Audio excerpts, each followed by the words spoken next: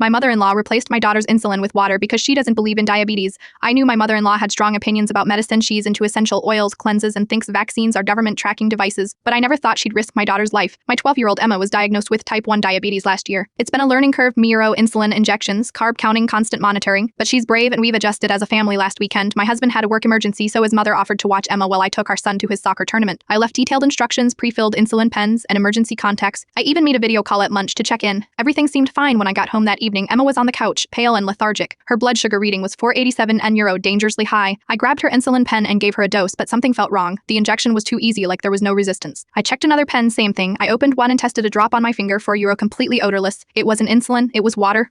Here is Emma's medicine, I asked my mother-in-law, trying to keep my voice steady. She smiled like she'd done something clever. I dumped that poison down the sink. She doesn't need chemicals, Insulin. I've been giving her cinnamon water all day. It regulates blood sugar naturally. I didn't wait for more explanation. I rushed Emma to the ER while calling my husband. She was admitted with steatocytosis, a life-threatening complication. When my husband arrived at the hospital, I told him what his mother had done. He went white, then called her immediately. I could hear her defensive voice through the phone. The doctors are just pushing big pharma. Emma needs to build natural immunity to her condition. Immunity to type 1 diabetes, a condition where her pancreas produces no insulin. Emma spent 3 days in the hospital. My mother-in-law sent healing crystals to her room with a note saying the hospitalization proved the insulin was making her sick. The nurse found me crying in the bathroom after reading it. When we got home, my husband changed the locks. He told his mother she would never be alone with our children again. She's been calling nonstop, leaving voicemails about how we're poisoning our daughter and threatening to call CPS to save Emma from medical abuse. Yesterday, I found her parked outside Emma's school. I called the police and filed for a restraining order the same day. My husband is devastated. He keeps saying I never thought she'd go this far, but I keep thinking about what would have happened if we'd planned a longer trip, or if Emma hadn't shown symptoms so quickly last night. Emma asked me if Grandma hates her. Why would she take my medicine if she loves me? She said. How do you explain to a child that sometimes people's beliefs become so twisted, they're willing to hurt the people they claim to love? This morning, my mother-in-law sent a group text to our entire family claiming we're exaggerating and that natural remedies take time to work. My husband finally blocked her number. I've hidden backup insulin in 3 different places in our home, and I check Emma's pens before every dose now. The most dangerous people aren't always strangers.